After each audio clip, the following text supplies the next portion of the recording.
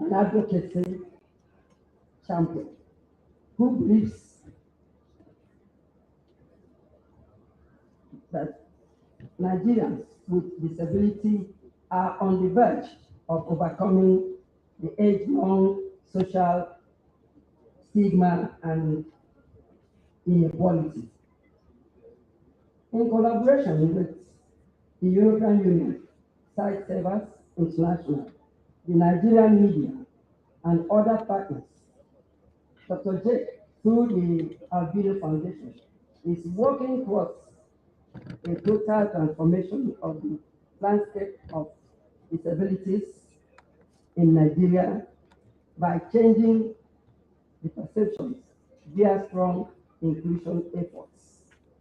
Dr. Epele is a God-fearing gentleman, a husband of one wife, a father, and my own cousin. He is a preacher of the gospel and a very big supporter of Marvelous Friends. And that is why a large number of Marvelous Friends have come to honor him and present an award of recognition in appreciation of all his efforts, love for the less privileged.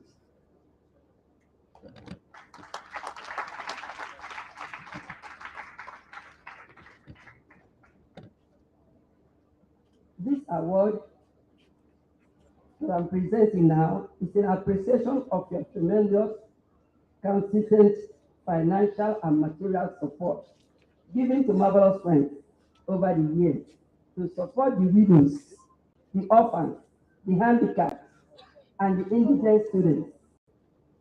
Thank you so much. God bless you.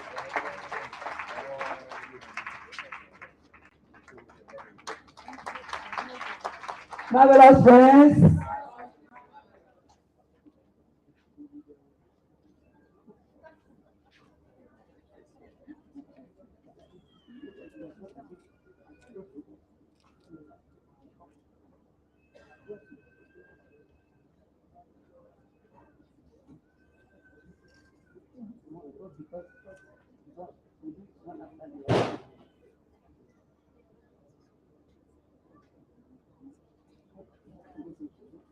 We also have an award for Dr. James.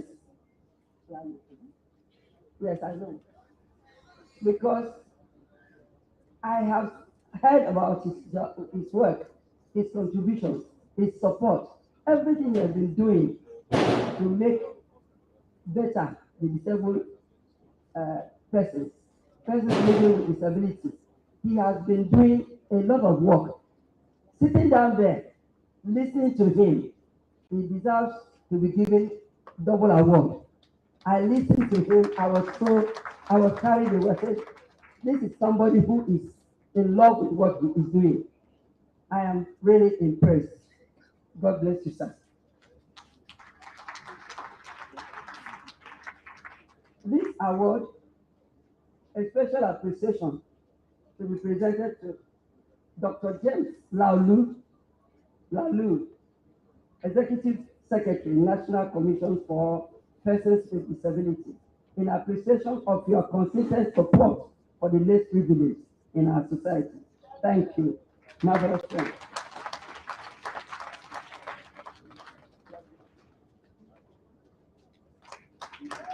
Thank you.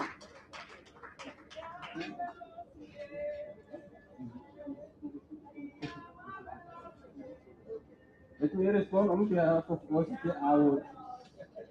I want to thank them for recognizing the little effort of this privilege. Deeply appreciate this. Dedicate this totally to the disability community in Nigeria. This is a quality service they will do more. I take this small opportunity as well before the election of Commissioner. Still my name of Section 29 of the Discrimination Against Persons with Disabilities Prohibition Act, 2018.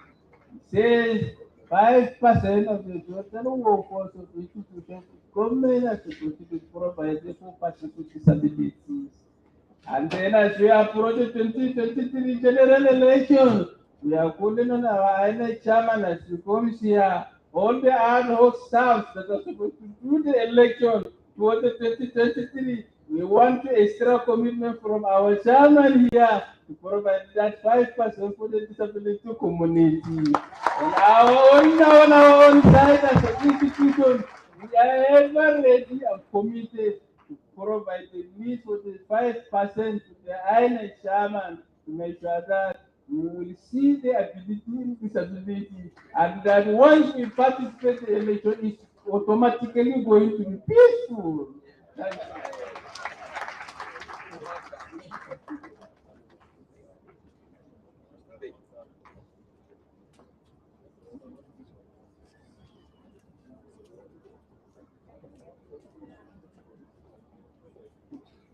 Well, thank you very much. Very quickly, and I want to sincerely appeal to the journalists in the building.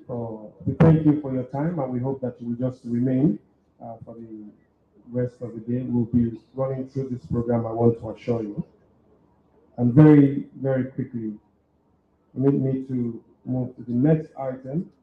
In other parts of the world, they are beginning to walk around inclusiveness or inclusivity.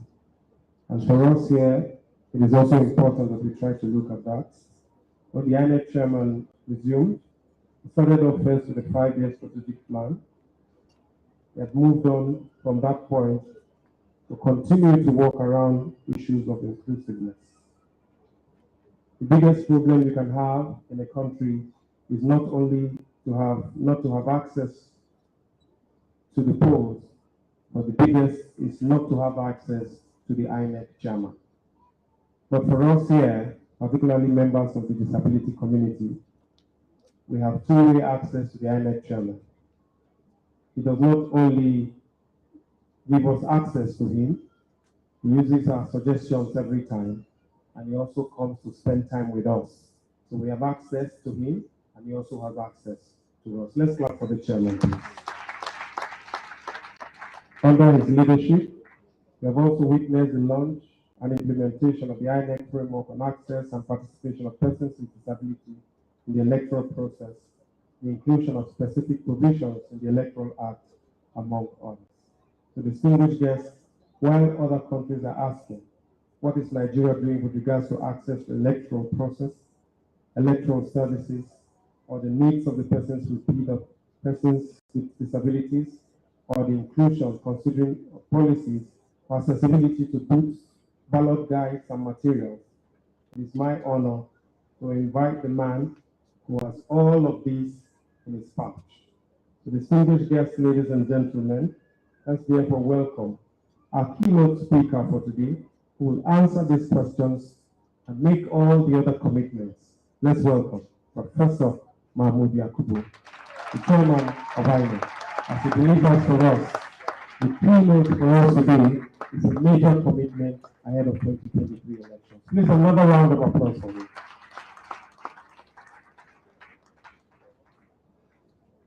Thank you very much. The Honorable Minister of Women Affairs,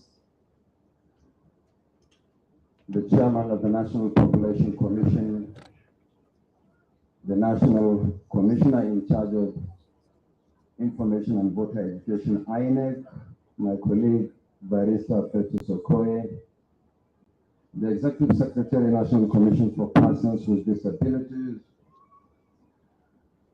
the Executive Director of Inclusive Friends, the President of JONAPID, other representatives of the disability community, President of the NIPR, members of the Diplomatic Corps, our development partners, the panelists, civil society organizations, distinguished ladies and gentlemen. I deliberately reserved recognition for the president of the Albino Foundation last, because he's our host. He shouldn't come last. It shouldn't come first. We should come after we recognize all the other guests. So let me start by discharging my first obligation on this occasion. And my first obligation on behalf of the Independent National Electoral Commission is to thank the Albino Foundation for the kind invitation to speak on this occasion. The campaign to reduce voter apathy and promote the mainstreaming of persons with disabilities in the electoral process is a laudable initiative. And I must say from the outset that persons with disabilities are citizens and have the right to participate in all areas of human activity without stigma or discrimination. Their systematic exclusion on account of disability has affected a significant part of the Nigerian population from effective participation in many human endeavors, especially political and leadership roles at all levels.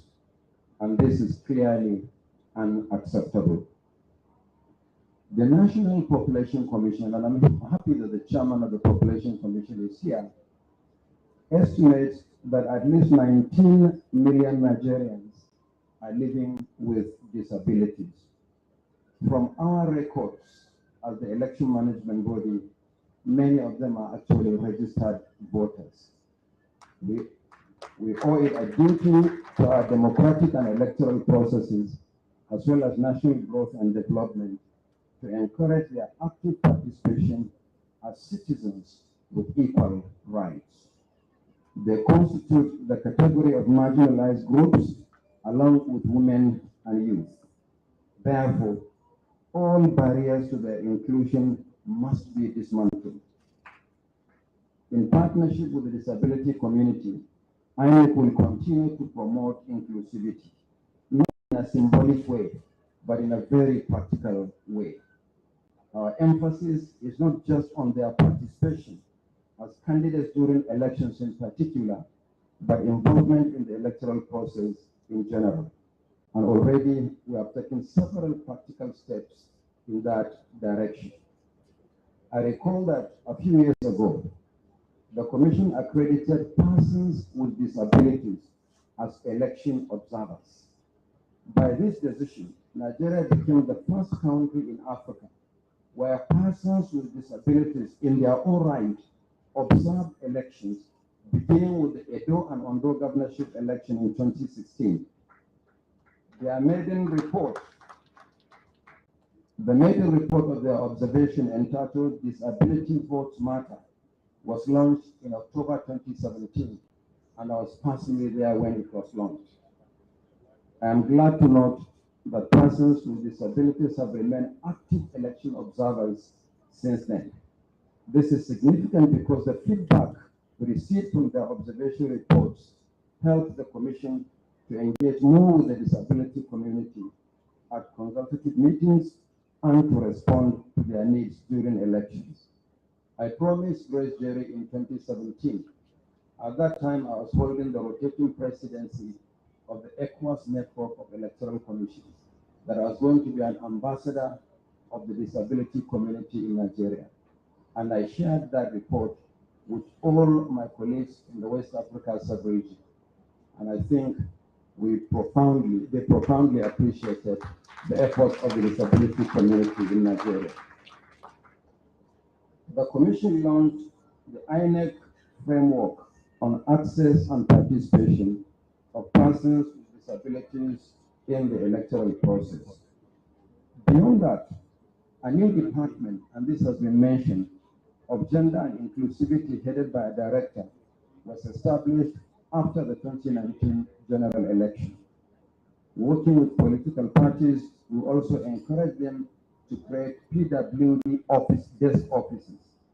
I'm glad that some of them have made provision for PWDs as members of their National Working Committee. If you notice at the convention of some of the parties, there were specific offices designated for persons with disabilities. This is as a result of our engagement with the political parties, and we are prepared to do more.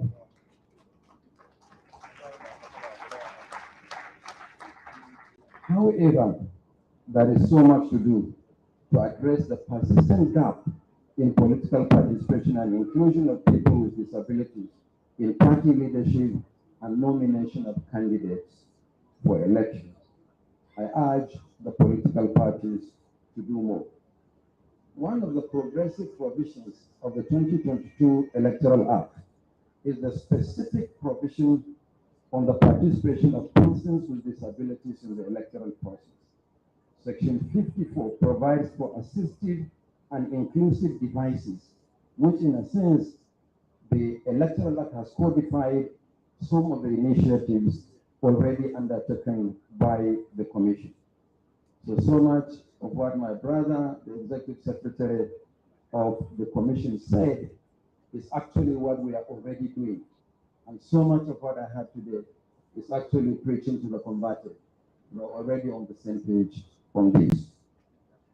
The introduction of the assistive devices such as the Braille ballot guide, magnifying glasses, and posters for the deaf were all products of our engagement with the disability community. And in implementing the provisions of Section 54 of the Electoral Act, we will continue to engage with the disability community, without which the Commission cannot provide the appropriate interventions needed to facilitate their full participation in the electoral process. As we continue to prepare for the 2023 general election, we'll do more.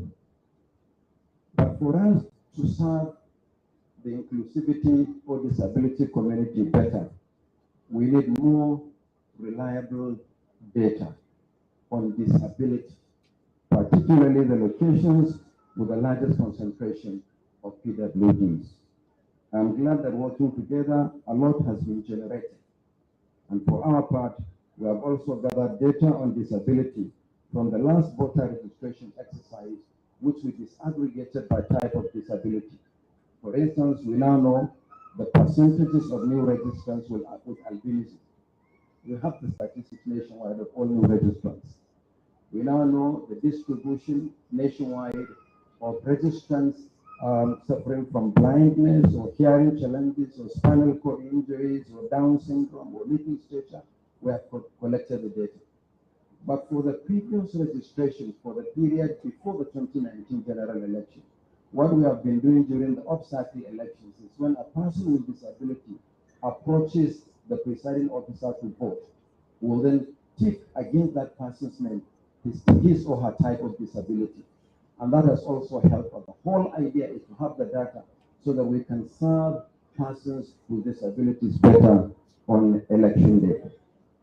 You may also recall that for the first time in the history of elections in Nigeria, persons with disabilities drawn from the National Youth Service Corps participated as presiding officers at polling units in the last governorship election in Osun State. 10 of them were trained and deployed. We worked with the NYSC to deploy them on condition that we guarantee their safety. We appeal to the political parties, the polling agents, and voters to cooperate with them and the security agencies to protect them. It was a happy experience. They discharged their responsibilities like all other ad hoc staff. And here, I must commend the leadership of the NYSC, which also deemed it appropriate to recognize their contributions by awarding them certificates of commendation after the election. All 10 of them were awarded certificates of commendation. And in pursuit of our equal opportunities policy for all Nigerians, irrespective of disability, we look forward to other categories of persons living with disabilities to serve as supervisors, monitors, collation, and even returning officers during elections. So, Executive Secretary, I wish to assure you that we are already on the path to meeting some of your recommendations. On accessibility to voting and collection locations for persons with disabilities, we will continue to engage with proprietors of schools and owners of facilities used during elections to provide ramps for citizens in wheelchairs.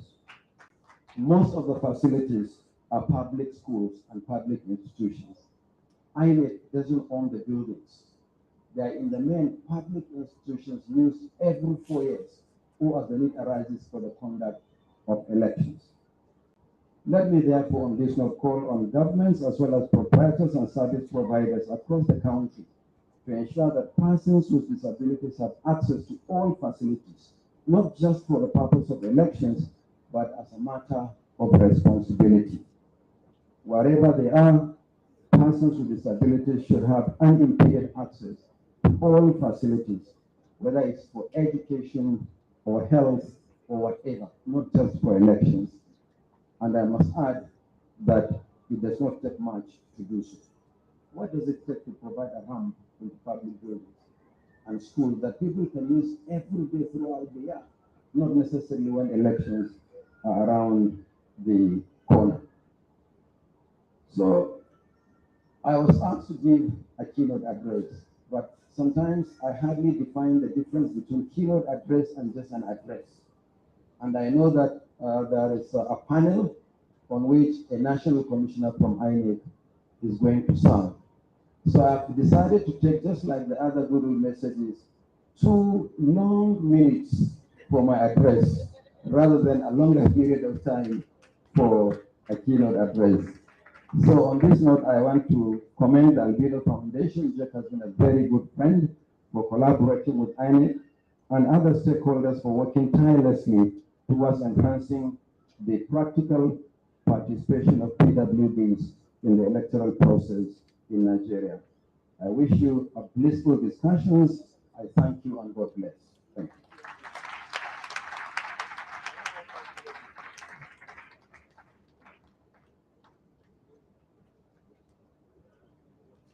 Thank you very much, Mr. Chairman. Please put your hands together for him.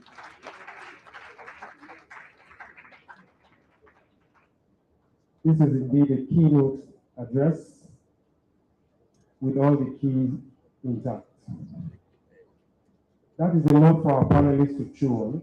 But just before we do that, we'll take a video and then we'll do, the press say they need to take pictures for their front pages. So we'll just do that quickly and then we'll go on to, so we have a 2-minute video.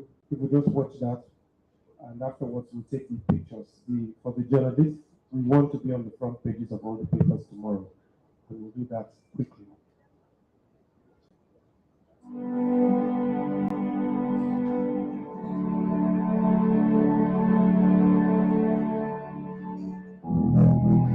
I'm an artist. I studied fine and applied arts at Delta State University, Africa. I'm a single mom and I'm a person with albinism. Many times I heard that election is coming, I keep having nightmares that God, how are we going to face this? The EU SDGs project, which is focused on governance and electoral process in Nigeria, is a welcome development. The impact is overwhelming. One very glowing milestone is the introduction of the disability component in the electoral process of 2022, which stipulates in section 54, subsection 1 and 2, giving priority voting to persons with disability, giving the INEC to use assistive devices in the electoral process.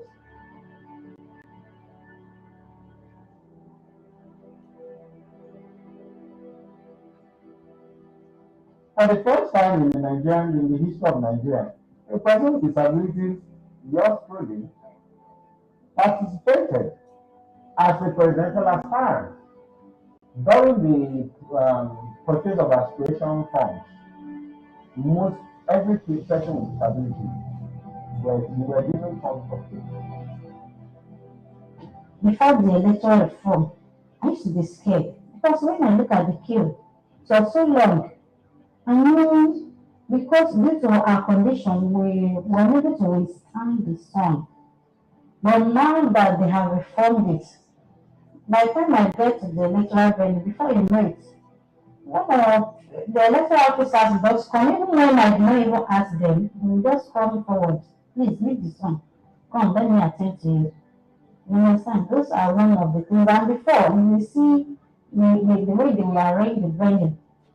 It will not be accessible for persons on physically challenged, on which imagine the table or where they are having the registration is very high. How will somebody on wheelchair access it?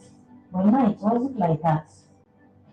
Everything is now balanced. Everybody is being carried along. We're not left out any longer.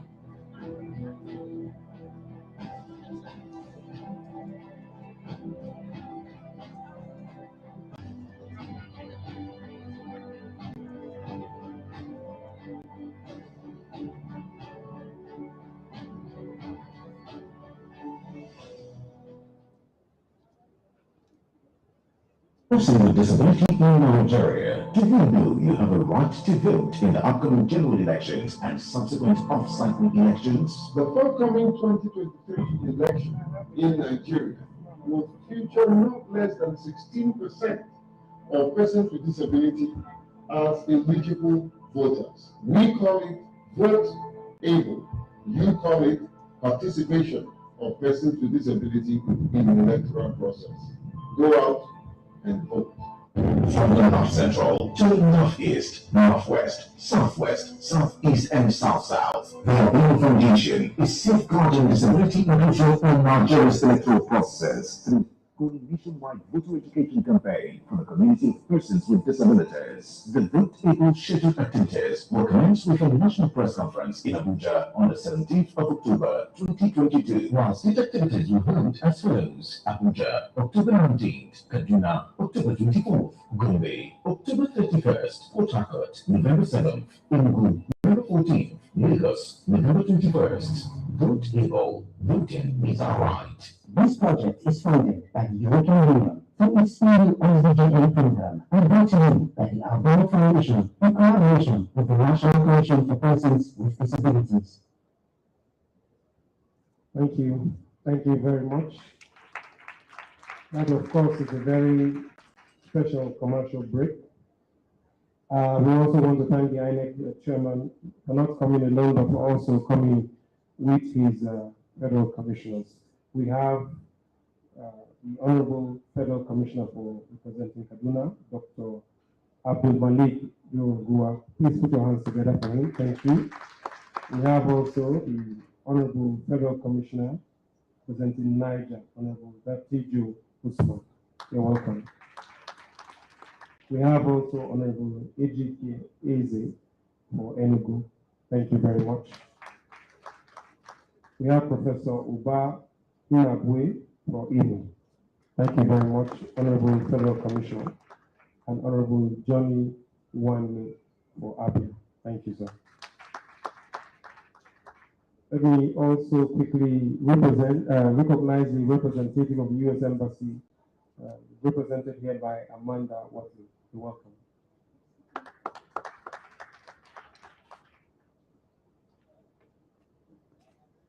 Okay, I've been told that they are resident commissioners.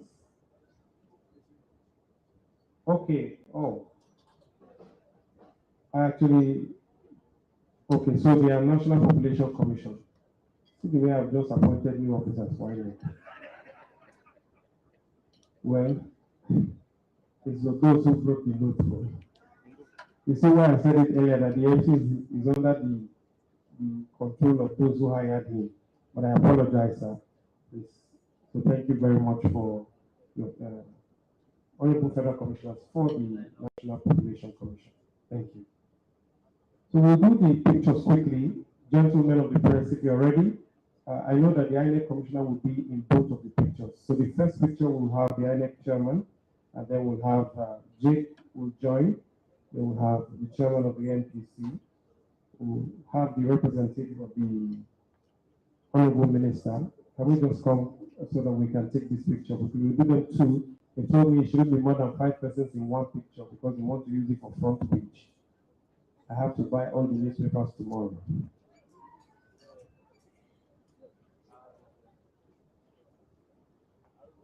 So the first picture will be this set of people? Yes. They are not more than 5. We'll do another one, I want to promise you.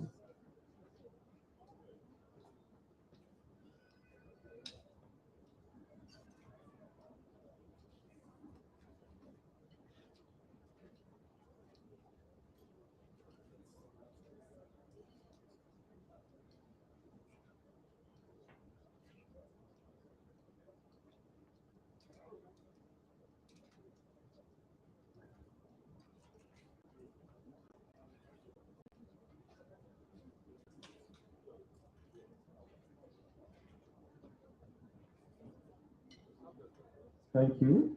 The second picture will still have the INEC chairman and Jake in it. The others will excuse us. Thank you. Let's welcome Sam Amadi. Please, let's have you. For a first of the three, I'm sure you can join this one now.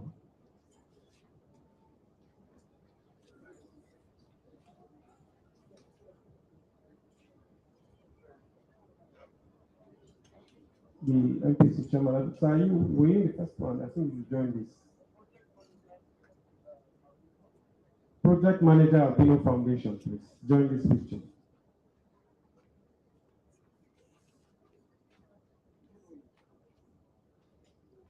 Let's wait for the project manager, please.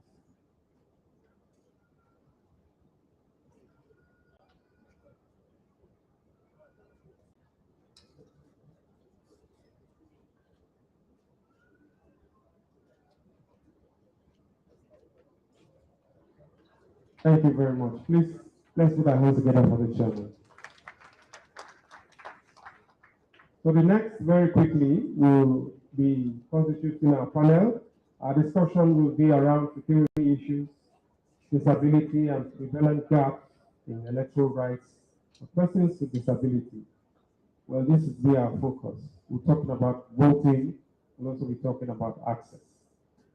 Let me quickly constitute our panel, and then I'll invite the moderator to take his opening shot and take his business further.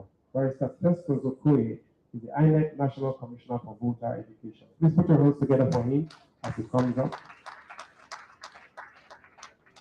He used to be our lifesaver in those days in Kaduna. Any small problem you run to Barrister Festus in Kaduna. Please clap for him especially. We have also the Executive Secretary, National Commission of Persons with Disabilities, Dr. James Lalo. Please put your hands together for him. Let me invite Ms. Grace Jerry, Executive Director, Inclusive Friends Association. Please put your hands together as she comes up. Hope there is access. We have also Mr. Emmanuel Ayogu, Chief Operating Officer, CEDA Seed Foundation, CSF.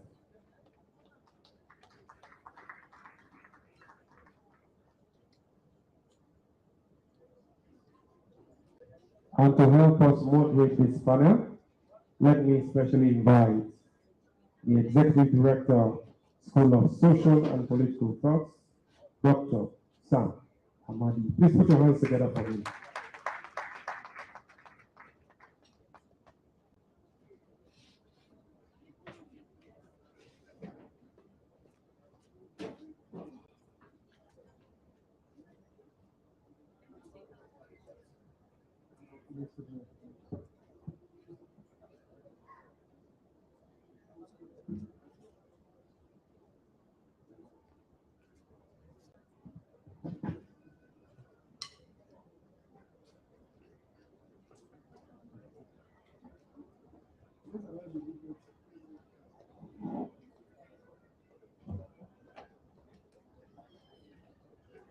Hello.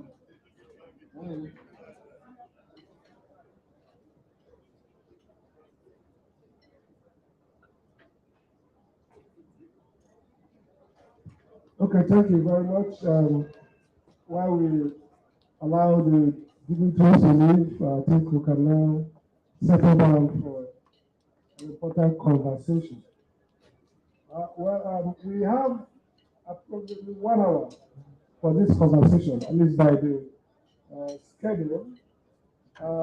Issues around disability as related to electoral process. And we have a great panel who are either policymakers, managers of the process, or themselves activists and advocates. I think first, let me join to commend INEC for some of the improvements. I worked as chair of the stakeholder group that looked at the disability part of the Electoral Act, and I will say that INEC did a great job of incorporating almost all of most of the recommendations. So I think that the panel will look at maybe what has been done, what needs to be done, how we can better protect and improve performance of persons with disability in the upcoming election. One problem with when big guns come to events is that when they're leaving, they throw the whole place into pandemic. You can see that everybody is going towards the INEC chair and the chair of the Nigerian Population Commission. So I hope they will not distract us more. But we'll go ahead. We will have about 15 to 20 minutes, 15 minutes first. I think let's have 15 minutes for each of the panelists, after which we can have some wrap up and question and answer. So let's take first 10 minutes. Then we'll get back, we'll get some comments, and then we'll come back to them. So let me start with my friend Festus, who has estranged from me since he became commissioner. But it's good that I will be very biased against his view today for what I'm moderating. But it's an honor to invite Honorable Festus Okoye to, I think we can all sit from there, make a comment to speak to the issue while I take my seat.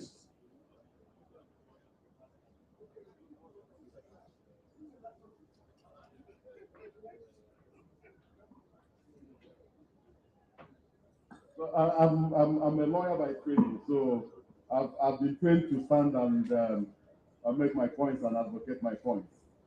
I think I consider it a great privilege to really be here. I consider it a privilege in the sense that when I was invited, I was not even too sure I was going to be here because the chairman and I just came back from a very long journey, and I was feeling slightly tired. But he convinced me that this particular event is one that we must attend. Let me just say from the outset that during the period the National Assembly was working on the new electoral legal framework, I had the privilege of chairing the technical committee relating to the Electoral Act 2022. And when the issues around disability was tabled, the chairman of the commission was really passionate about issues around persons with disability. Now, the first issue we did was to extract a commitment from the National Assembly to impute issues around disability in the electoral legal framework. This is because before the Electoral Act 2022, the Independent National Electoral Commission had introduced assistive materials to assist persons with disability in the electoral process. But there was no clear legal framework backing what we have done. And we didn't want to leave it at the level of regulation. We wanted to leave it to make sure that we left it as a law for any other incoming administration to implement. Secondly, we also insisted that in terms of enumeration, in terms of voters registration, that we want to know where persons with disability are and the type of disability they have. And that was why during the continuous voters registration exercise, we recorded the type of disability persons have, so that if somebody has sight impairment, we will know the type of assistive material to deploy. We will know when to deploy braille ballot guide. We will know when to deploy aware, to deploy magnifying glass. And that's exactly what we have done. So we have gathered enough data and enough materials to assist in planning and also assist in our deployment. And the Commission has also collaborated with the different clusters of persons with disabilities in terms of collecting data to enable us also deploy and also deploy very well. The one big challenge we have, and one of the biggest challenges in the electoral process, is that during the period of election, the electoral process in Nigeria is very emotional and very emotive. There are persons who go to the polling unit as early as 5 a.m. in the morning. I know of a community in Kaduna called Regasa, where even married women go to the polling unit with their cooking utensils, and everything happens at the polling unit on election day. So getting persons who are passionate about voting to also make provision and also give way and give some level of assistance to persons with disability has been very, very difficult. So what we have done is that we have increased the level of training we give to our presiding officers, so that the presiding officers will understand properly the policies and programs of the commission relating to the issues around disability, so that when persons with disability come around, they will give them a preference in terms of the voting process. Not only that, the commission also decided to increase the number of polling units in Nigeria from slightly less than 120,000 to over 176,000. So what we have done is that we not only increased the polling units, but we took out some of the polling units and took them closer to where persons live and where persons work, so that persons with disability can access the polling units on time. Persons who are pregnant women and lactating mothers can also access the polling units without any difficulty. So that's the second thing we have done. But I think that we still need more advocacy. We need better planning in order to integrate much more comprehensively and fundamentally persons living with disability,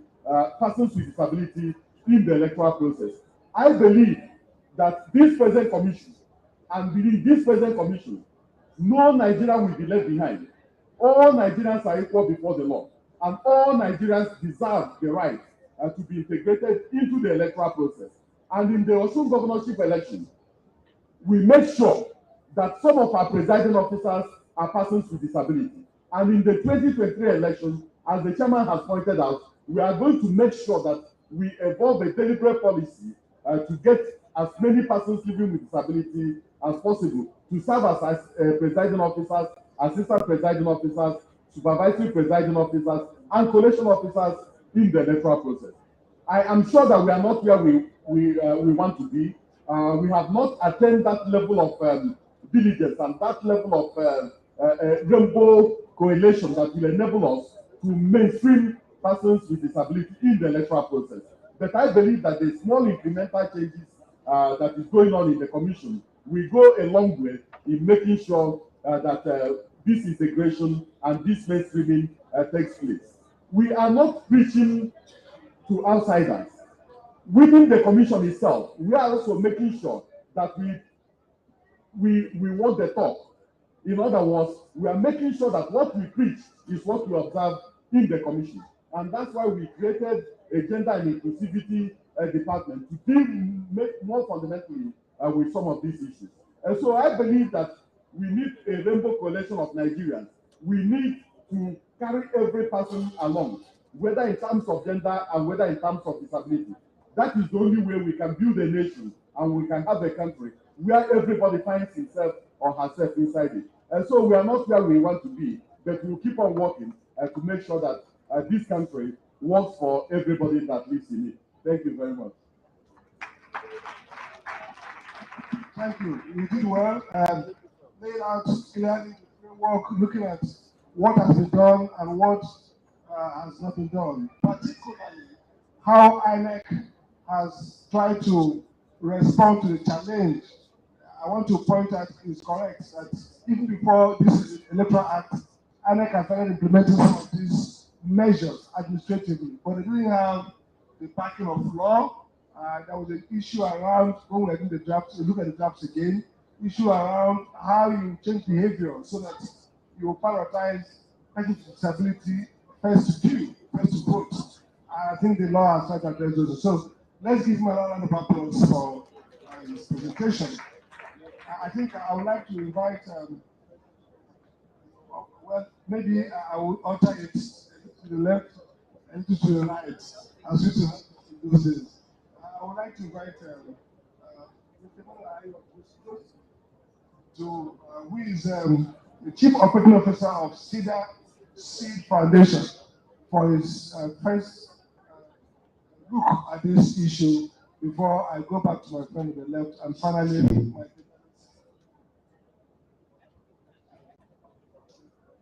All right. Thank you very much, Dr. Amadi. It's actually an honor meeting for the first time. I would also want to appreciate the Executive Director of the ABLE Foundation, Dr. Jake Pele, for inviting us. I am actually here on behalf of my ED, Madam Lois Sauta, who has asked me to represent her in this event today. Okay, I think INEC has actually achieved a lot. The administration that is in place in INEC, led by Professor Mahmoud Yakubu, has actually done a lot in terms of inclusion by the framework for access and participation that I have established. Personally, as an INEC ad hoc staff in the 2019 general election, I think we have made a great progress in bringing the polling units closer to persons with disability, and also instituting the Directorate for Gender and Inclusion at the INEC, and also even in the bimodal, the BVAS application. I remember in the 2019 election, persons who were having this Hansen disease couldn't actually comprehend using that card reader machines back then. So the bimodal verification as an accreditation system has actually made it also possible for more persons to be included, However, there are a lot of things, as the National Commissioner for Voter Education have said. There are a lot of things that we can still do going forward in terms of education. If in the 2019 election, I remember that a lot of persons were not aware that persons with disability should have priority access in voting, should have priority access even if they come late to the polling units, that they should be the ones to be accorded that priority right. So I think this is area that INEC also going forward in the 2023 general election can partner with faith-based organizations. I keep saying that these CBOs, faith-based organizations, CSOs, will play a greater role in this voter education with regards to priority access for persons with disability. And when the chairman of INEC was making his remark earlier, he noted that the facilities that will be used in the 2023, even in other election cycles that were had, belong to private organizations. So it is important also that in the 2023 elections, that INEC should reach out to these facility owners using the different state INEC head to reach out at the state level, at the local level, to reach out to these persons so that they can reach a kind of partnership. After all, the INEC framework Objective 2 and Objective 4 talked about partnering with stakeholders to ensure accessibility at the polling unit. So I think INEC should do more work with regards to this so that persons with disability would also would have access. Those polling units would be accessible. In the last council election in the FCT, we experienced some lapses, because I served as an observer, we experienced some lapses in some units. Then also, while INEC has actually made polling units closer to persons with disability, first-time registrars, persons with disability, first-time registrars who have registered, have not been able to collect their voter card, because without your voter card, your right that is guaranteed by the law and all the legal documents that have guaranteed your right will become useless. And I am saying this because recently I was at the INEC office in Buhari Area Council, and I was thinking aloud. I was just discussing. I was asking the INEC officials there, is there any other place within the council where people can collect their voter card? And they said no, that it is only in the in that Buhari Area Council INEC So, and if you look at the different polling units from, or the distance from these different polling units that these persons have registered, the collection, the distance is very long. So please, I would also, that's my take on that. Thank you very much. Let's give a applause. I think two key points I take away: the need for partnership with faith-based organizations. I mean, that's self-suggesting because of their credibility. These are credible organizations that otherwise are involved in people's lives on a daily basis in positive manner. So, electoral process would be one that they can also enhance. And again, the issue around getting the voting collection centers close as possible to the persons with disability. I think the INEC chairman and the INEC commissioner have emphasized efforts they have done in that regard. But maybe when we get to electronic voting, it will be much easier people with disability and all of us actually not to run some of these costs that we incur every day. Well, I would like to, at this point, invite Mr. James Malu, who is the Deputy Secretary of the National Commission for Persons with Disability, the one who is the regulator and the promoter of the welfare and well-being of persons with disabilities. For his contribution.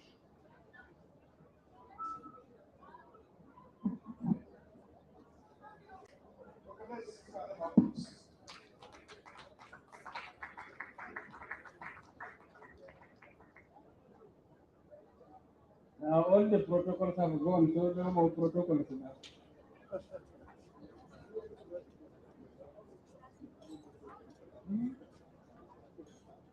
First of all, but the last point, my brother was able to raise.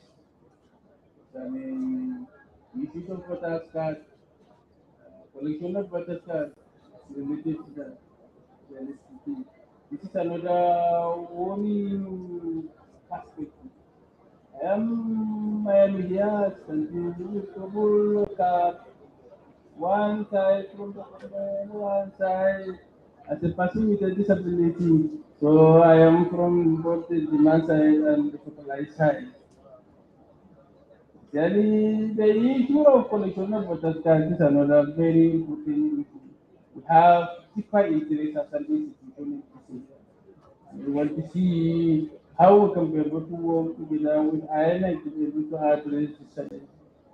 Sometimes you can see a lot of people will go and register for their voters card.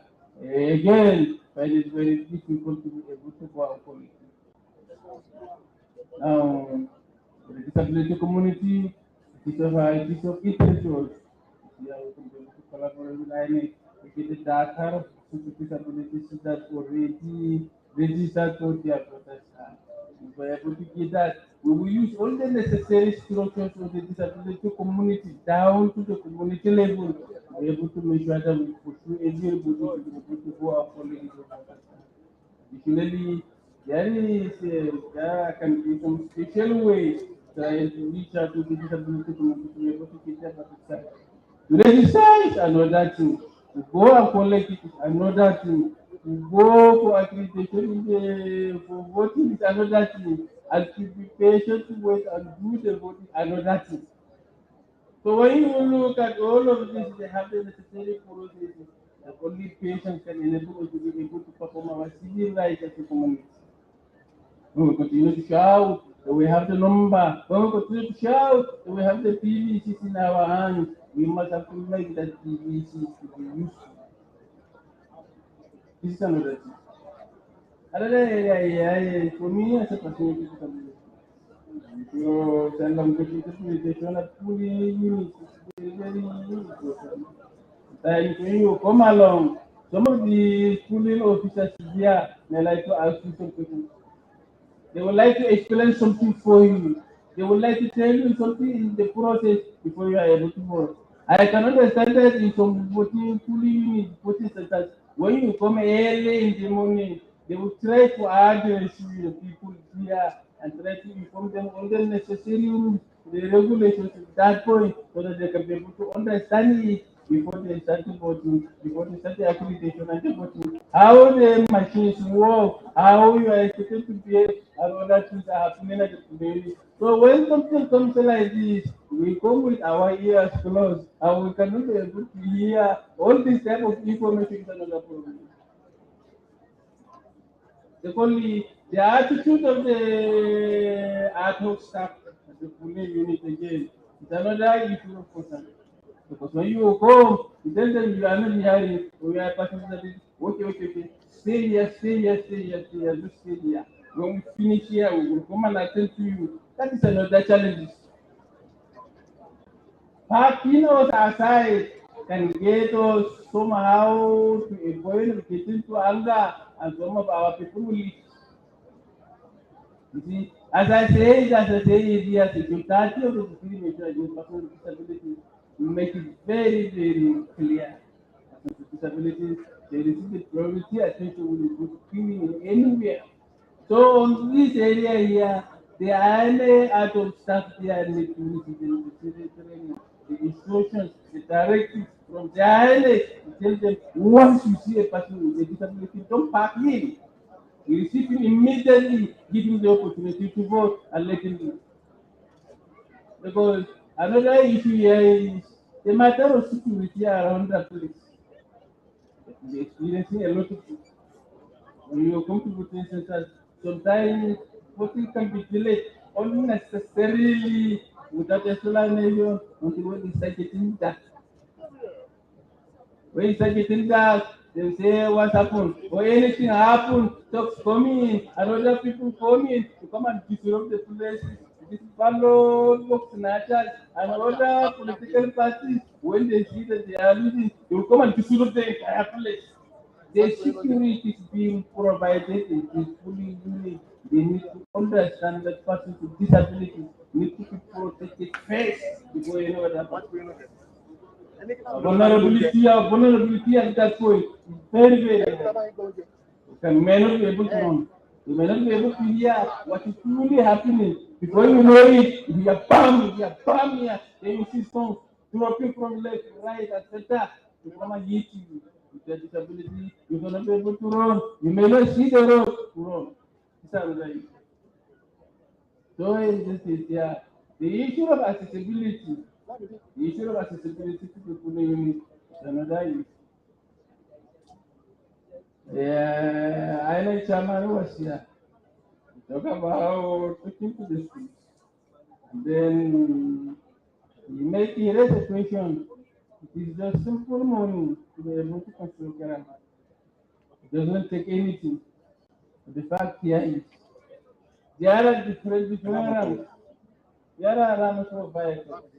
There are rounds for suitcases to the airport. There are rounds for wheelchair users. And there are rounds for hospital beds. So when you see the issue of ramming, somebody can be able to construct a ram instead of having the access road to the person with a disability. It may end up creating another point for accident. So as an institution, we want to come in to see how together we can be able to address this issue of accessibility to communities. We have already developed a regulation around accessibility and therefore the regulation is already receiving attention. We are hoping that by the grace of God, before mid of November, to be able to get the necessary approval for the regulation. We state very clearly the dimensions needed, everything needed for a particular accessibility facility. So in this case, yeah, as an institution, the law says we are expected to provide accessibility facilities everywhere in Nigeria. In an example, relationship and partnership with the LCC ministry to LCC. Be able to negotiate and the LCC today. Our people are starting only to see already the compare accessibility with the high. The Federal Capital Development Authority will ready to fund their many to make sure that we have an accessibility in the city. Commitment to provide accessibility facilities will find a common ground to collaborate with INS, be able to see what we can be able to do to provide the accessibility at the polling unit across the country. An additional factor here is for us and the disability community.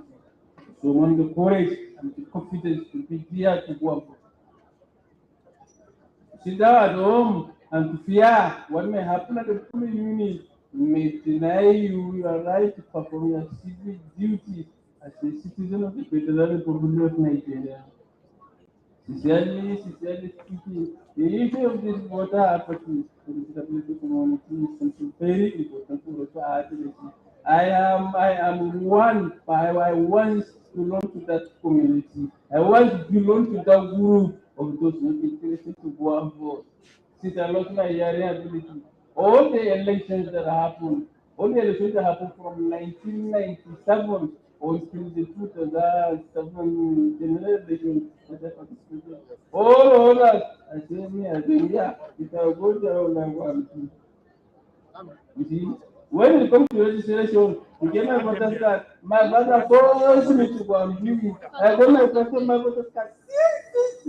I give it in a minute. Now after the voter's card, when it comes to registration, I will tell you, if I see them in queue like this, I see people who waiting like this, I will just skip. Then I will run away, I will go somewhere. When I go somewhere, I will go and get biro, blue biro. I will open the ink there, I will put it here on my finger here, just to show my father that I when I voted.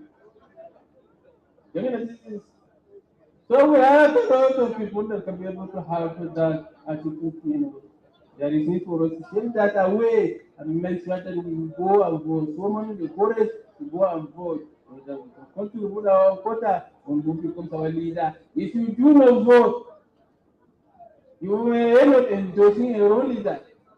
And then once you endorse a wrong leader, whatever the wrong leader comes and do, you have no moral something to complain.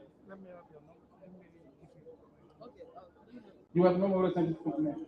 So it is better for us as a community to command the courage to go and vote. We continue to thank INEC for all the commitment citizens. To put our own hands together and make sure that we act and move forward together. I think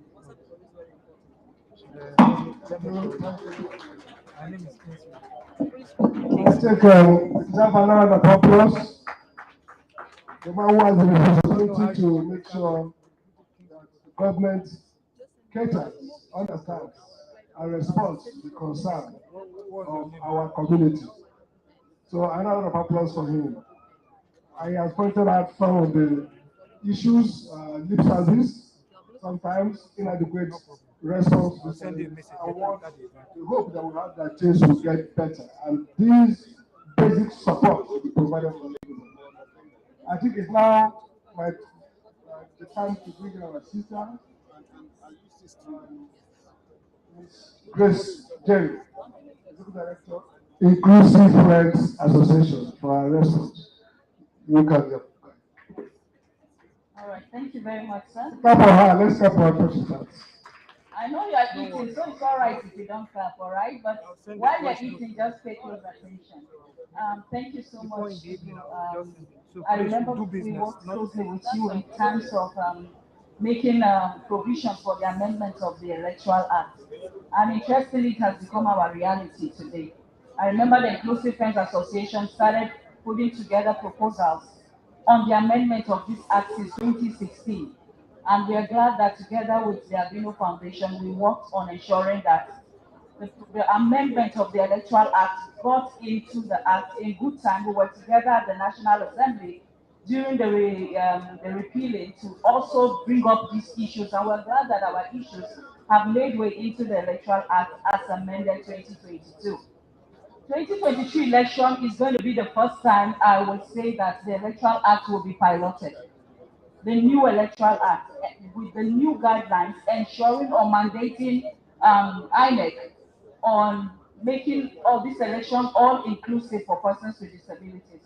But like the chairman says, and Professor Sokoye also mentioned, INEC already has started making these provisions available in previous elections. But what we are asking for moving forward, because if you look at what the election is beginning, the direction the election is beginning to take. I would say that this is the first time in a long time that persons with disabilities are more ready to exercise their franchise. You could see in terms of the turnout for the CVR registration. I remember a week before the CVR exercise closed, we launched a campaign where persons with disabilities, we had to take CVR very close to them. Because a lot of persons with disabilities complained that they could not get to the INEC offices, local government offices, to even register. Most of them had accessibility challenges in terms of transportation, accessibility of even the environment. And we worked closely with INEC to say, please, can we take CVR very close to these people? And in the 1 week remaining for the CVR exercise to close, I remember that at the end of the day, we had about 11,000 persons with disabilities who registered within the space of that 1 week. And it just goes to say that imagine if we had worked on time with INEC to take CVR very close to the community of persons with disabilities. More and more persons would have registered. So this just gives us a heads up for the subsequent continuous voter registration exercises that will be conducted. That INEC should work closely with organizations of people with disabilities to prioritize the CVR registration by taking this registration very, very close to the people. Now my colleagues have talked about the collection of the PVCs. While we have begun to document more interest of the community of persons with disabilities to vote, remember that you cannot vote without your PVC. So all effort needs to be made by you first as an individual and organizations of persons with disabilities working closely with INEC and even INEC to ensure that these communities collect their PVC. If we're going to talk about changing the narrative, if we're going to talk about changing issues around inclusive governance for persons with disabilities, it is important that you and I participate in the process. Don't just sit at home and say they didn't carry us along. If there is a word that PWDs like to use the most, is that word. You did not carry us along. This is an opportunity to carry yourself along. And don't wait to be carried along. This is an opportunity to carry yourself along by first ensuring you collect your PVC.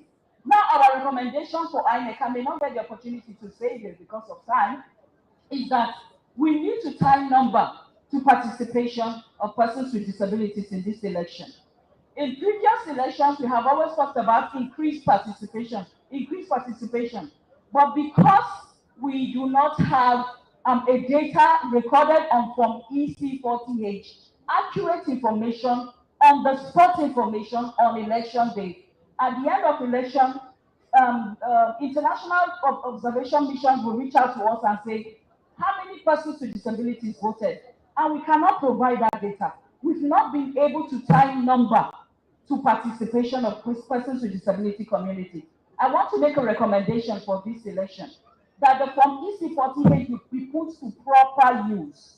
Please, on the spot documentation of persons with disabilities who vote on election day should be captured. The ad hoc staff should not say, I will document it later. Document it later, your head is already hot. You can't document anything later. So on the spot documentation of number, so that we can have a number tied to it. And that in a way promotes the work that we do as civil society organizations to say that we are increasing participation, because we can say these thousands of numbers of persons with disabilities voted on election day. We want to ask that we work closely with you in terms of that, and to every organization that would be observing the election. Please also, part of your questions for your checklist, also put a clause there that will document the number of persons with disabilities who vote on election day. And my last recommendation would be in the area of training of the ad hoc staff. INEC has worked excellently well in making provision of these assistive technologies. And part of it, I would say that this deployment should be sustained, of the Brave Alert Guide, the magnifying glasses, the election day written instruction for the deaf, and the new voting cubicle that we have just presented to INEC. That's accessible voting cubicle. We also want to see deployed for this election. Now, the gap that we are talking about is in the interaction of the ad hoc staff with the person with disability. That is the last point of interaction. Yes, training of trainers is done. It trickles down all the way to the ad hoc staff. The ad hoc staff is the last point of encounter with the person with disability. They need to be adequately trained on how to make provisions or how the proper utilization of these materials for persons with disabilities. They need to identify what the Grey Ballot Guide looks like, and it should be kept on their table so that immediately a blind person comes, they administer it. The poster for the deaf, which is the Form EC30 EPWD, should be pasted on the wall. That is very important. It shouldn't be left in their bags or under the table. It should be pasted on the wall so that when a deaf person comes to vote, the ad hoc staff can just point your attention to that poster, and that poster tells you what to do. Whether there's a sign language interpreter or not at the polling unit, that poster tells you what to do.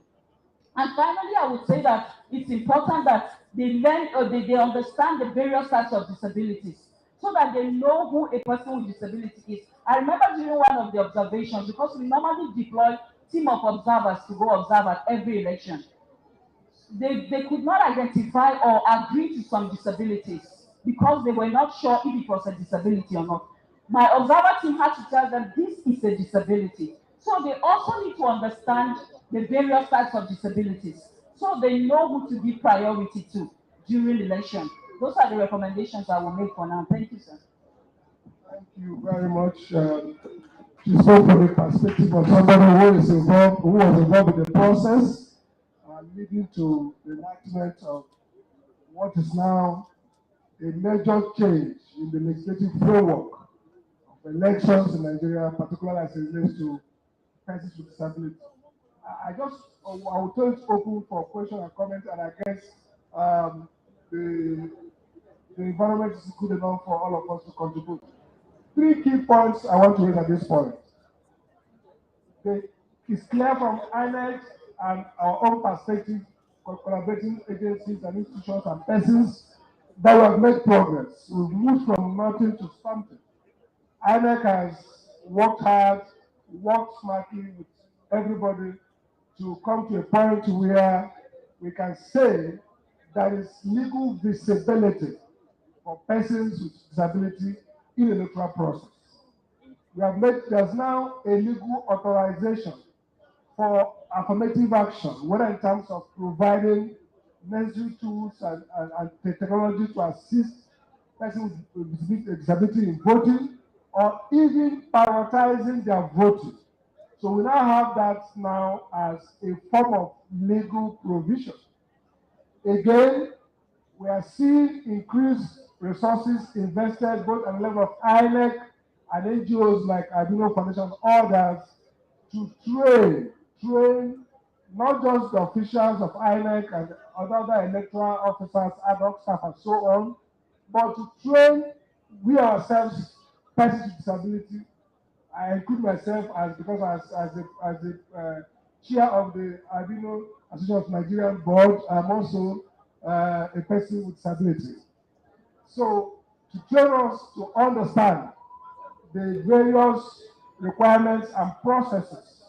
So that's an important development I see ongoing. We need more training, like she pointed out, we need more training. First, INEC officials and their ad hoc staff need to understand the dimensions and the types of disability.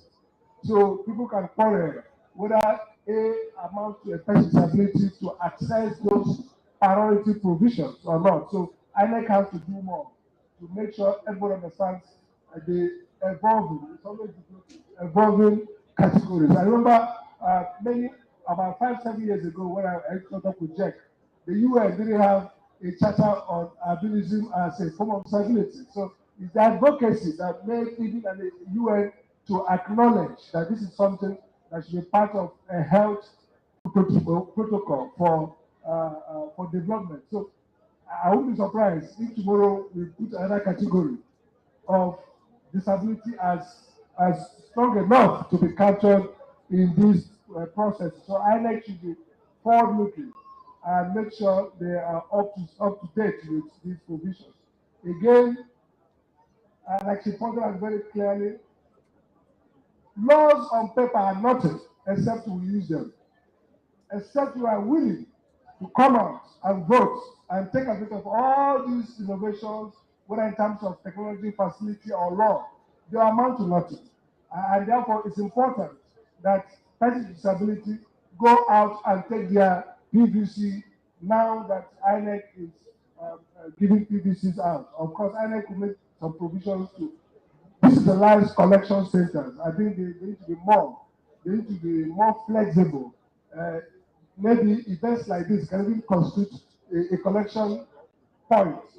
Such events where there are mass gathering of Nigerians can become opportunity for collection. I know there are issues of security and logistic control, but we should be more flexible. I think I think that is good. We should be more flexible to make it easier for Nigerians to collect their PVC. If they don't collect, we are happy that like something million have registered to vote, but we would like to have close to 80 million or up to 90 who have collected their PVC and therefore entitled to vote, especially persons with disability. So that's a work that needs to be done, work in progress. The issue of training cannot be emphasized. We need to train more and more training. Happily, the diplomatic partners are willing to keep on supporting Bureau Foundation and similar organizations who are involved in this work. And finally, I would like to say this, that how you know a developed society is how it treats those who are less fortunate in different ways, whether the poor, the oppressed, the gender that are not well mainstreamed, or persons with disability. So a developed country, a civilized, a humane society shows by how it treats those who are either underprivileged, those who are suffering, living with disability of one form or the other, or those who are basically not privileged. And so it's good that Nigeria has gone further to sign up to these protocols and domesticate these requirements in our law. I remember as a young lawyer over 20 years ago or thereabouts, when I started a pilot project in Lagos, trying to help the Lagos state government provide these ramps and other enablement for persons with disability. In this case, persons who don't have good use of their limb and their hands. It was a project that I did because I was trying to domesticate the law in the US. I'm happy that today it's now mainstream that we are not talking about, but I'm sad that we are still talking about making it mandatory for public facilities to carry this. This should have been done over 10 years ago, but it's not yet late. The best time was yesterday, but the next best time should be today. And so as we leave, let's not forget that we have to increase that advocacy for very basic facilities for every person to have access to building, access to facility, and access to political participation. I want to request your comments, questions, before we get back to the panelists for their concluding remarks. Any person wants to make a comment or question from the floor, this is the time for us now to have their interactions for a couple of minutes before we sign off. Yes? Or I will pause for yes. Do you have any microphone? Or you want to come step out or a microphone? MC, sir, is there any facility for microphones? Okay. There's a lady raising her hand down there at the fourth row. Okay, man, you can get on with the microphone, or you can speak from there. We can hear you by the grace of God. The Nigerian, which is by the grace of God. Good afternoon, everyone. Good afternoon. My question is this. Actually, 3 years ago was when I find out I'm able. I don't say I'm disabled. And before then, I had my PDC. So, and it's today I'm getting to know the program now that there is space and data for those with people with disabilities. Before, when my information was taken, I wasn't an amputee. But now I am, so I don't know what process to go about that. During the election process, will there still be, because my card is not indicated at all. I don't know what to do about that. My question this afternoon. Okay, I think that will be answered. Yes, let's take further question. I think yes. Why is the microphone? I don't even know what the microphone is. There's somebody at the middle, yes, right there. I have two of them one by one. Something Thank you, MC, for being a servant leader. What I really want to say is that sometimes we get to the polling station to where to register, where to register, especially myself, because of my other hand that is not as it is now. If I get there to register, it has been a problem to me. They will tell me that my hand cannot be captured. So I find it so difficult. I go there several times before I could be able to register. I'm going to collect the PVC again. It's another thing. They say it has not come. Every time I come, I go there, it has not come. So I don't know really what to do. Maybe I will try again. Thank you very much. Maybe I should even add a question to that to our other here to amplify your view. Is it possible that INEC can notify registrants when their PVC is due for collection, so that people don't spend money going through and through? What would have been more comfortable would be that maybe an email or a WhatsApp notification say, Sasa Mamadi, your PVC is waiting for collection, just like the banks do for us. So that's another question I would like INEC to take as we move ahead. Okay, yes, go ahead. And after him, the secretary of my secretary, legislation. Good afternoon, everybody. My name is Emmanuel Nifas, coming from Jos. My question is going directly to my boss, Mr. Festus Okoye. When you talk about employing persons living with disability to the INEC artwork staff, what mood and procedures are you going to use in selecting those people? Or do you have a group of disabled that you select them and put them in that artwork staff? And secondly, my question again is that during voting, in this country, no one is to be trusted of. Why would INEC give a room for example, a visually impaired person can bring his family member to help him in voting, so that it must not be only the adult staff there that can help him to vote? Because if you use your family member, you will be assured that maybe what you told him to do, he's doing the right thing. Thank you, sir. Correct. Okay, let's go to the secretary. The secretary.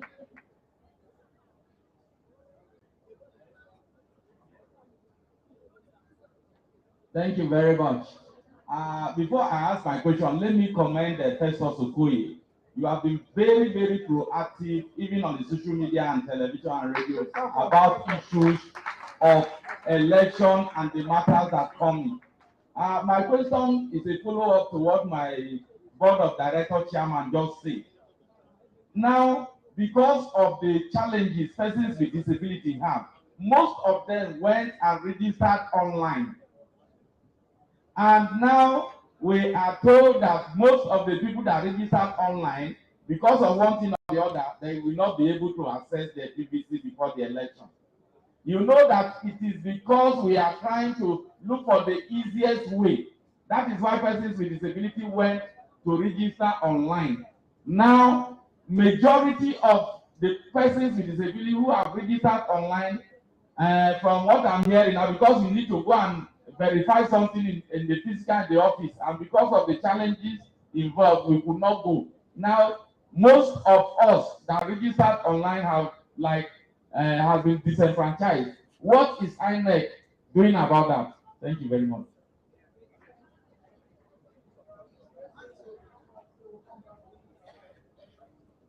Sorry, I say young man. I'm not sure. It's okay. Good afternoon, everyone. My name is Anshe Bartholomew. I'm from Benue, by the grace of God, chairman of the Joint National Association of Persons with Disabilities Benue chapter. First of all, I want to thank Jenny Bele and everyone who put all efforts together to make this program a successful one. You will recall, I thought that the National President would have mentioned this. You will recall that the Joint National Association of Persons with Disabilities is a conglomeration of clusters, and by the grace of God, 6 so far.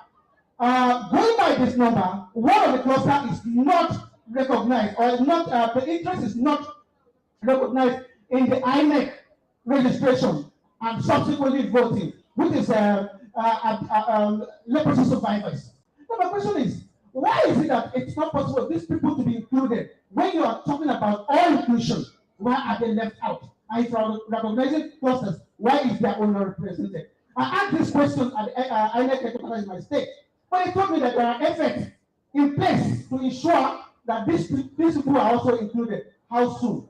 That is number one. Number two, going by INEC guidelines, at the state level, they are supposed to be meeting with persons with disability quarterly. By this implication, in my state, I did not observe that. I asked questions, but no one seems to answer me. I don't know if the committee can please also answer to this one. Thank you, and may God bless you all. Thank you very much. Thank you very much. I think there are a couple of hands down there. Let's take a couple of one or two to get back. I hope persons not overwhelmed, but everything is terrible. But that's why he's INEC commissioner, by the way. Hello, I'm from Nigeria Association for the Blind, the women leader.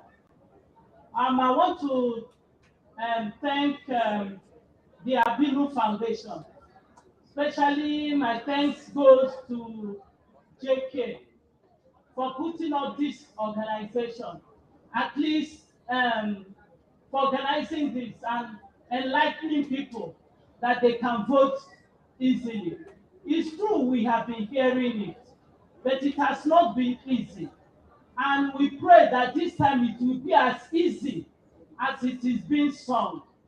I want to thank my learned colleague, Barrister Festus, for being proactive. Thank you, Barrister Festus. And thank you, Professor Mahmoud Yakubu. So what I'm trying to also plead is that I want to appeal to you, the INEC, to please, as you have promised, to bring polling votes closer to houses. I think it will be very, very good. Because since I moved to Buhari, I've been asking where we are to make our vote. They said Buhari Council.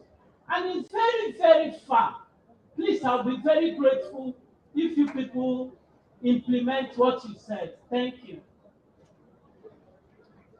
And the last, before we come back to persons, any of the ladies here, any of those ladies, it has no hand, you can then come back, but if there's a lady's hand, please take it.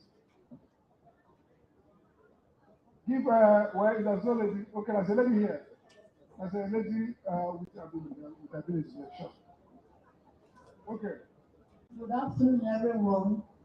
Good afternoon. I want to say, in respect of, I want to appreciate the INEC for their work so far in inclusion of persons living with disability.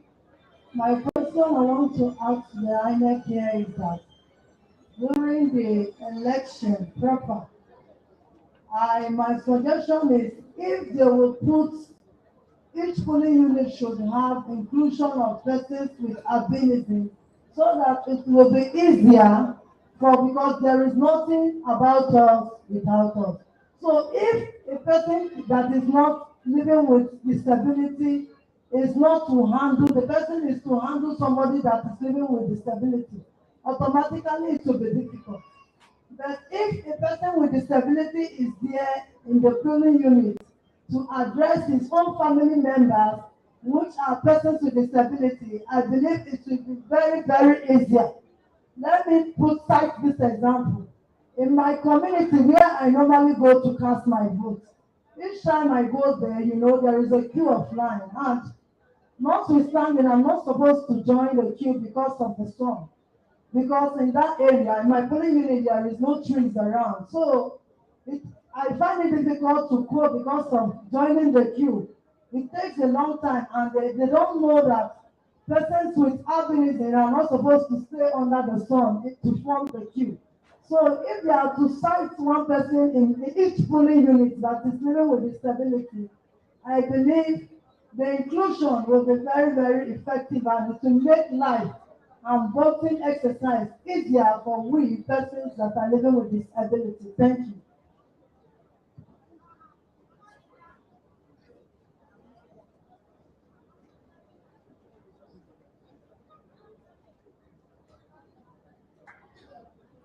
So let's clap for the panel as we come back for responses. Okay, I think because persons have so much to say, maybe we can start with those who have maybe remarks or further observations. So I'll start with my sister, Grace. If you have anything more to say on it, the persons will now take the last because there's not a lot of work to do. I think what I would say, although our boss here, Festus, would be better to do justice to all of these questions, but what I would say to our community of persons with disabilities, and for those who probably cannot see me, I'm also a person with disabilities on a wheelchair. One of the things that we should try to get is first-hand information, and not just work based on what we think is happening. I remember when the CBR exercise began, those who already had their PVCs in previous CBR exercise had the opportunity to go back and revalidate their information. Go on the INEC portal and put your information if you are a person with disability. I'm saying this because of what a lady who said she was not an amputee when she did her registration, but now she's an amputee. You actually had the opportunity to go update your information, but you probably didn't access that information. But let me say to all of you now, because of the modified aspect of that INEC portal, you have the opportunity to go and put your information as a person with disability. And when you put that information, automatically you have updated your information on the INEC register. Subsequent exercises will come. Take advantage of such exercises, all right? And someone asked some questions about those ad hoc staff. I think it's corpus. INEC is enrolling youth corps members as ad hoc staff. So my young man from Plateau State, if you are a youth corps member, this is an opportunity for you to apply on the INEC portal. But if you are no longer, if you have jumped and passed that stage, you can talk to your friends who are persons with disabilities, graduates with disabilities who are serving, to go and register as ad hoc staff. Thank you very much. And,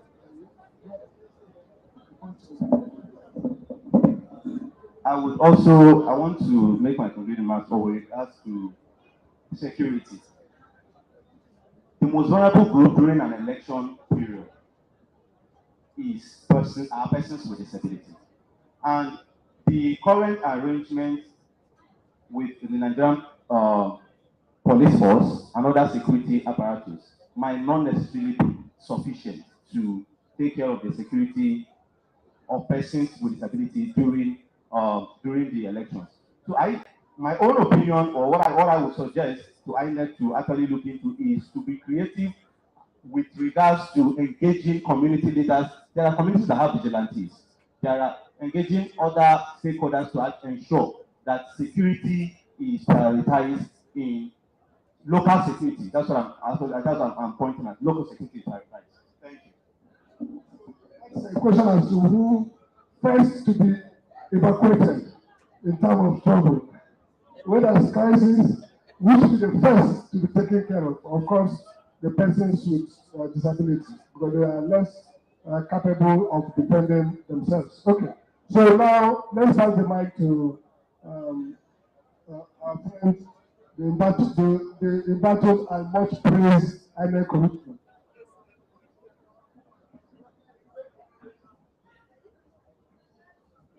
Thank you, Sam. Let me just say this from the onset. In the next few days, the Commission will announce the exact number of persons who completed their registration during the continuous voters registration exercise. Also, in the next few days, the Commission will announce the number of invalid registrants. The chairman of the Commission has given the number as 2.7 million. But in the next few days, we are going to segregate that particular number according to the states and the number of invalid registrants we have in the various states. Immediately we conclude this particular exercise, because we have completed the cleaning up of the number of registrants during the continuous voters registration exercise. Immediately thereafter, we will announce the date for the display of the voters register in the 734 local government areas of Nigeria and in the 8,809 registration areas or wards. In the next few days also, and these things are going to happen very soon, the Commission will announce the dates, the exact dates for PVC collection. Out of the over 12 million Nigerians that registered during the continuous voters registration exercise, the Commission has printed over 7 million of the permanent voters cards. We have also printed the permanent voters cards of those who carried out transfer and that of those whose PVCs were damaged or defaced. The challenge is that we don't want to make available these PVCs piecemeal, because previously I had announced that the PVCs of those who registered between the 15th day of January 2022 and 30th day of June 2022 will be ready for collection this October, while those who registered between the 1st day of July and 31st day of July 2022 will be ready for collection by November. But we realize that if we segregate it, those who registered in July will also go for their PVC collection, and it will create a lot of challenges.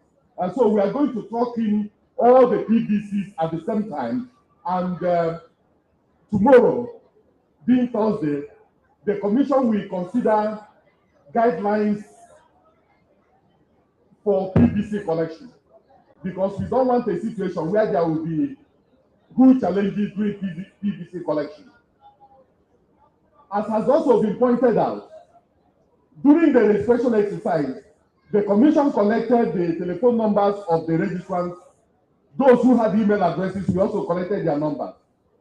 The moment we are ready for the exact date of PVC collection, we are going to send text messages to all the registrants who supplied their telephone numbers and email to all those who supplied their email addresses.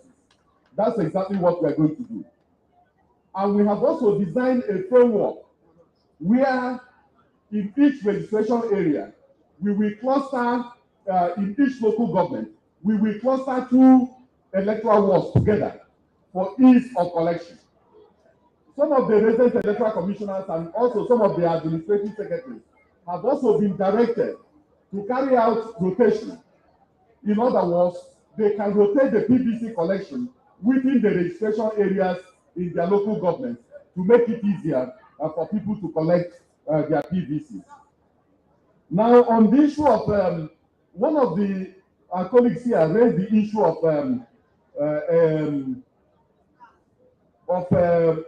people in the leprosy colony. What we did is that we introduced what we call the IVED, INEC voter enrollment device. And the INEC voter enrollment device is able to capture your fingerprints and also capture your facials. So if you don't have fingerprints to be captured, we capture your facials only. This is because on election day, it is either the that captures your fingerprints or captures your facials. And so we introduced this process during the continuous voters registration exercise. Now, on the issue of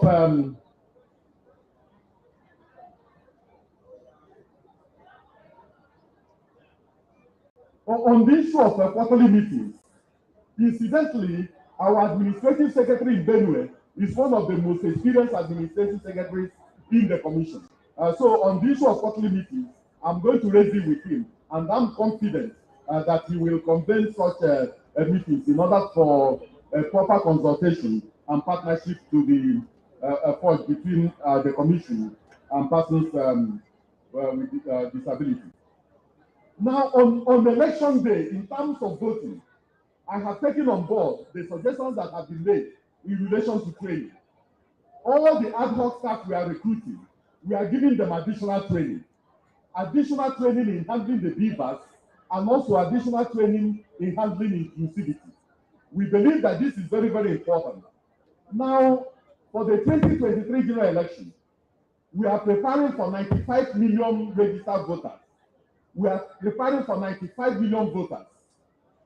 And we are also preparing to recruit over 1.4 million ad hoc staff. And these ad hoc staff are youth corps members and students of federal tertiary institutions. So those who are going to conduct the elections are basically Nigerians. So we are going to give them training, especially on different aspects of disability, and so that when somebody with disability comes to the polling unit, they can treat the person with some level of courtesy. But you will also agree with me that the atmosphere at the polling units on election day is not easy. In some polling units, it is very rowdy. In some polling units, it's very difficult to even control the crowd. In some polling units, sometimes you have some level of violence. In some polling units, you have some level of order. In some polling units, they recognize the fact that persons with disability can have priority. In some polling units, they won't even agree. Unfortunately, at the level of the polling units on election day, those we have at the venue of the election, at the precincts of the election venue, are unarmed police officers or armed security agents. And sometimes our people do not even obey them. So it's a difficult struggle that involves advocacy, involves enlightenment, and also involves awareness creation, so that Nigerians will understand that the only way we can build a nation where people will be happy, where everybody will find himself or herself in it, is by building a nation of inclusivity. On the issue of recruitment, I think Jerry has answered the issue of recruitment. The recruitment is for corps members who are still serving and for corps members who have just passed out. It is also for students in federal tertiary institutions. It is also for those who serve in federal government parastatals, commissions, and boards. That is where we recruit supervisory presiding officers from. So if you're a senior officer in any of these establishments, in any federal government commission, in any federal government agency, or in any federal government board, you'll be eligible to apply. And I want to assure you that during this particular application, the commission will make sure that we isolate the list containing persons with disability and give them some level of priority in terms of recruitment.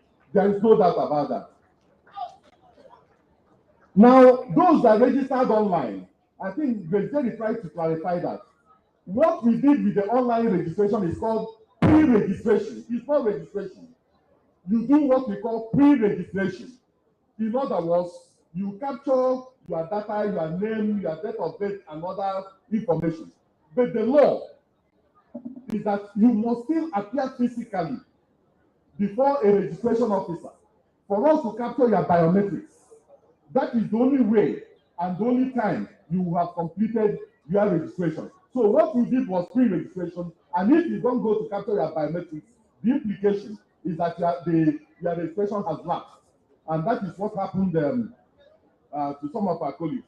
And going forward, in relation to that, I believe that we are going to accelerate civic and voter education to make sure that people properly and comprehensively understand the registration process and what they are supposed to do. Now, if you also look at the figures from the CVR, in terms of persons with disability, a total out of the 12 million persons that registered, persons with disability form a total of 87,083. And out of this figure, persons with ability, we are leading with 20,513, followed by persons with autism. So I think that it depends on the work the clusters do, and also depends on the level of awareness among some of the clusters that we make progress. Now, fortunately, the chairman of the commission just came back from the US. And in the US, we met with different organizations. We went to the United States Agency for International Development, and we went to different organizations. And in almost all of them, the chairman kept on campaigning for additional support for organizations with persons with disability, kept on campaigning for additional support to procure additional magnifying glasses and procure additional assistive aids for persons with disability. And I believe that from the promises that were made and from all our interactions, that this definitely will be done. Now, in terms of gathering data at the level of the polling units, yes, we have forms for gathering data at the level of the polling units on election day in terms of the disability status of persons. But unfortunately, some of the presiding officers and assistant presiding officers simply leave these forms in their bags on election day and just come back with them. But that forms part of our training to make sure that they do what they are supposed to do, and also make sure that they carry out the instructions given by the commission. Now, and finally for me, some of the facilities we use on election day are not our facilities. The schools belong to local governments. The schools belong to state governments. Some of the facilities belong to communities.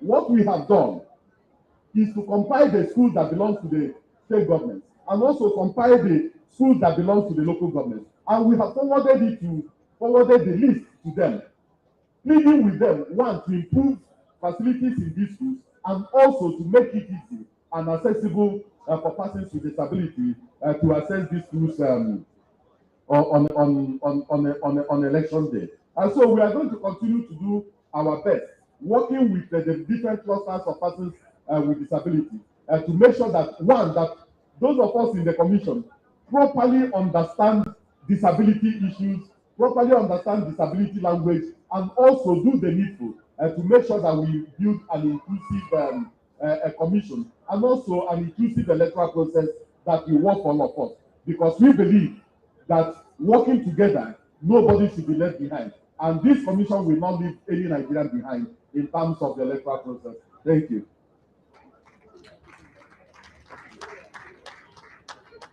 Well, I like to fight INEC, but today I don't have enough justification to attack INEC, to attack my friend Precious. I think great job they have done. Just to say, very important, that what we have seen so far is a result of organization, mobilizing. You know, the sense of agonizing, you should do what? Organize. It's not fortuitous that persons living with ability came first in number of registration. It shows the level of activity in that club. So the message to all of us is to further strengthen the work within our various clusters. The more you work, the more visibility. The more visibility, the more support. And the more support, you have better results. I want to first thank the community of persons with disability for the great job you've done in the last 1 year. It's not, let's start for all members of this community. It's not easy to get electoral reform that makes major inclusion of all our concerns. I think it's a victory for all of us for being able to get a law that at least gives us something to hold on to. And I also want to thank the INEC especially for being a responsive organization under a responsible and effective leadership that will achieve all this for us. I want to thankfully, our panel, members of this panel are also members of the coalition that worked on these issues and keep working on these issues. And I think we should go home with this simple message. We have done well, but our tax is not over. We need to see a re-election. After the election, the report from the international local observers, we will see INEC and everybody scored very high on inclusion, actual inclusion of voting, arrangement of voting structure, provision of voting aids, and disciplined management of voting process by INEC officials and the aides and the other staff. Security is important, and I'm sure INEC will work on that. But also, all of us, as members of the Nigerian community, should understand that persons with disability need extra protection and safeguard in the likely unanticipated but possible event of conflicts, chaos, or disturbance at voting places. So on that note, I want to say thank you to the panelists for a great job, and thank you for our members of good participation. And of course, I invite the MC to continue the job. Thank you very much. They said we're going to take a good picture. Okay, no problem. Let's go quickly, okay? Well, Jen. Please, let's invite Mr. Jake Ipele to join. Good picture. Please, let's clap for the panel one more time. Put your hands together for them. They've done a good job. While we are taking the picture, I also want to invite my favorite band. From now going forward, they are my best band. Anything I'm doing, if you don't hire them, I won't MC. Please put your hands together for them. Let them do some songs for us while we are taking the picture.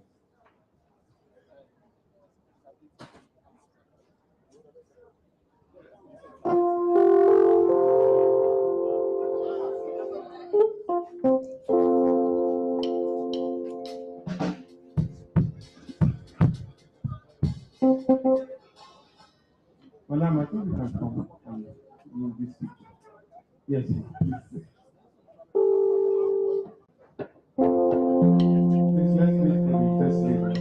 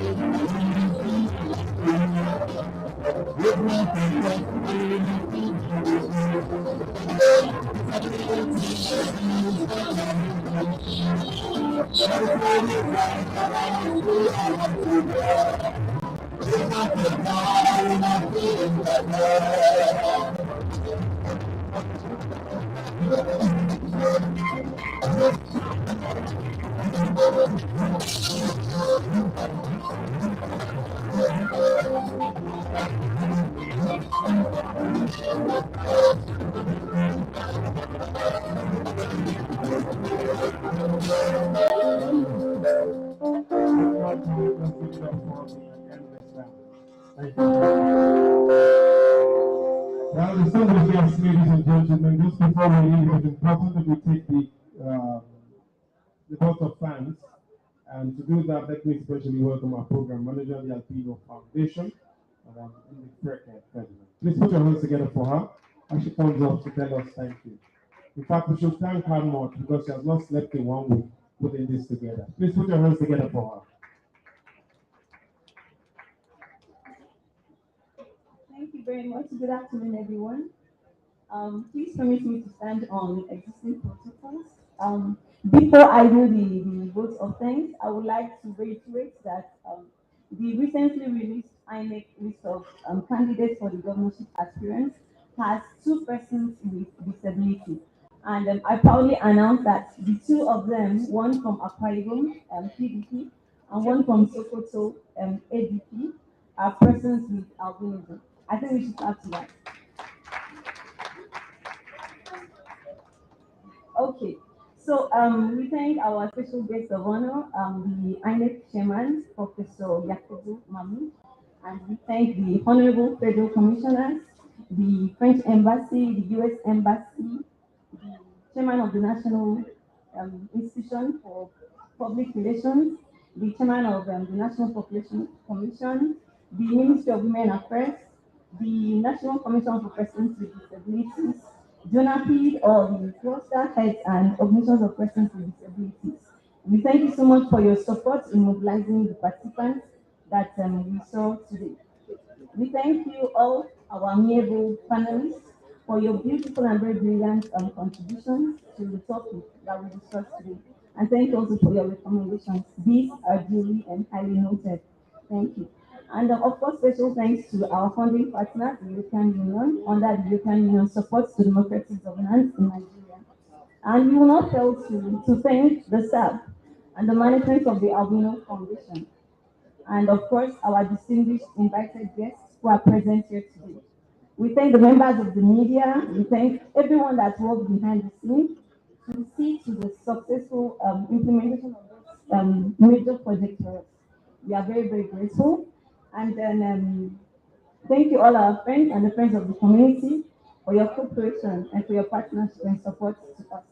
And finally, I'm going to leave you with this. Disability, without disability, we have ability.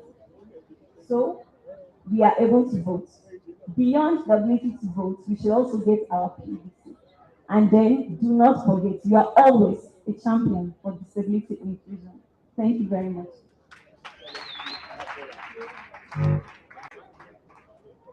Please clap for her. Let's appreciate her. Thank you very much. Well, distinguished guests, ladies and gentlemen, we are all VIPs now. We are all equal. Carry your nylon by yourself and your water and get ready to go home. And we'll be on our feet as we honor Nigeria with the national anthem. My name is Benjamin Ubiri. They call me Ben 200. Half human, half amazing. It's been an honor to be your MC for today. We'll take the national anthem now to signify the closing of this. You can take pictures and share them on social media. Sound.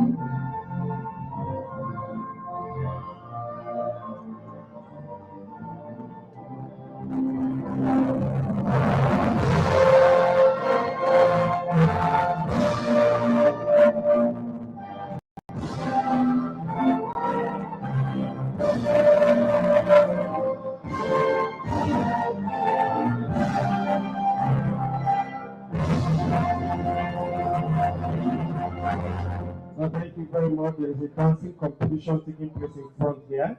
If you know you can dance and you are ready to win a prize, come to the front. The band is ready.